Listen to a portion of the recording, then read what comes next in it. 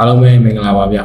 ဒီနေ့ဗီဒီယိုမှာတော့ကျွန်တော်က Virtuoso ဆိုတဲ့ virtualization and cloud platform အကြောင်းကိုပြောပြပေးသွားမှာဖြစ်ပါတယ်ပြီးတော့သူ့ရဲ့ training portal ကိုဘယ်လိုအသုံးပြုရမလဲcertification exam တွေကိုဘယ်လိုသွားရမလဲဆိုတော့step by step တစ်ခုချင်းပြောပြပေးသွားမှာပေါ့နော်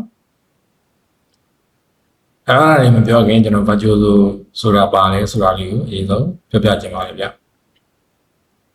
အဲ့တော့ Virtuoso ဆိုတာ user friendly ဖြစ်ပြီးအသုံးပြုရလွယ်ကူတဲ့ platform တစ်ခုပဲဖြစ်ပါတယ်ပြီးတော့ဒီ organization တွေအတွက်လည်း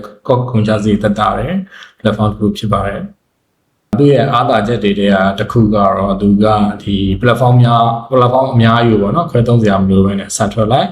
one platform တစ်ခုတည်းပြင် all in one solution အနေနဲ့သူအသုံးပြုလို့ရနိုင်ခြင်းပဲဖြစ်ပါတယ်ဒီမှာဆိုရင်တော့ VHI ပေါ့နော် VHI ဆိုတာ Virtuoso Hybrid Infrastructure ဖြစ်ပြီးတော့သူမှာ Admin Panel, Service UI, OpenStack UI တို့ OpenStack API တို့ပါရှိပါတယ်ဗျဒါကတော့ Virtuoso Management Portal Interface ဖြစ်ပါတယ်simple ဖြစ်ပြီးတော့ user friendly design နဲ့အသုံးပြုရလွယ်ကူတဲ့ dashboard တစ်ခုပဲဖြစ်ပါတယ်ဗျဒီ slide လေးကတော့ Virtuoso Training and Certification အတွက် slide လေးပါဗျဒါကတော့ Virtuoso Training Portal လေးပါVirtuoso Training link ကိုဝင်ပြီးတော့ကိုယ်ပိုင် email သို့မဟုတ်ကိုယ်ပိုင် Gmail ပေါ့နော်ကို Gmail သို့မဟုတ်ကို email နဲ့ဖွင့်ပြီးတော့လည်းကောက်ဖွင့်ပြီးတော့လည်းလေ့လာနိုင်ပါတယ်ဗျVirtuoso ရဲ့ဒီ certification တွေကတော့slide ထဲမှာပြထားတဲ့အတိုင်းfoundation ရှိမယ် associate professional expert level အစရှိပြီပေါ့နော်ဒါအပြင် CA certificate တွေလည်းသူ့ရဲ့ portal ထဲမှာ landing လုပ်လို့ရပါတယ်ဗျအခုဆိုတာကျွန်တော် training portal ဝင်လိုက်တယ်ပြီးတော့ calculate လုပ်မယ်ပေါ့နော် calculate လုပ်တယ်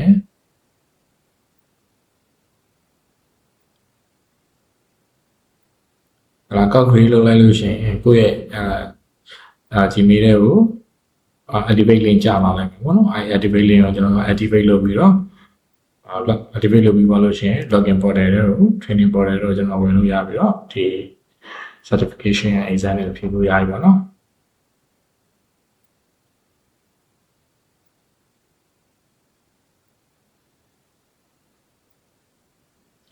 အခုဆိုကျွန်တော်ရဲ့ကောက်ဝင်လိုက်တယ်my course နဲ့ my certification မှာဘာမှမရှိသေးဘူးဘာမှ error မလုပ်ရသေးတဲ့အတွက်ဘာမှမရှိဘူးပေါ့နော်ဒီ training portal နဲ့မှာ say certificate ကနေစပြီးတော့Virtuoso foundation ခုနပြောခဲ့တဲ့ associate professional expert level တို့ step by step လေ့လာသွားလို့ရတယ်ဘယ်လိုချင်တဲ့ဥစ္စာကိုလည်း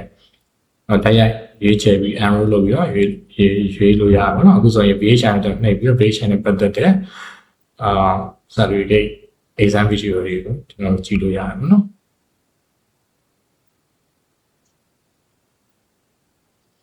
အခုကတော့ကျွန်တော် all technical course ကိုရွေးလိုက်တယ်ပေါ့ all technical course တွေကနေ Virtuoso 7 associate ကိုရွေးလိုက်တယ်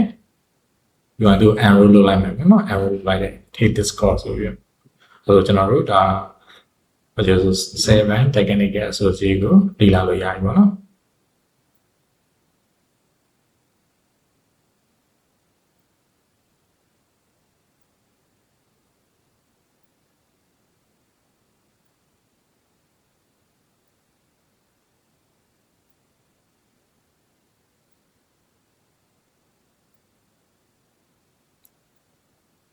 enroll လုပ်လိုက်တဲ့အတွက်ကျွန်တော်ရဲ့ course မှာ my course မှာ Virtuoso 7 technical associate ရောက်လာပြီပေါ့နော်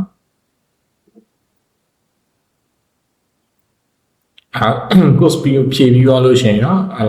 pass ဖြစ်သွားလို့ရှိရင်ကျွန်တော် certificate ရမယ်ပြီးတော့ရှင်ကိုယ့်ရဲ့ certificate ကို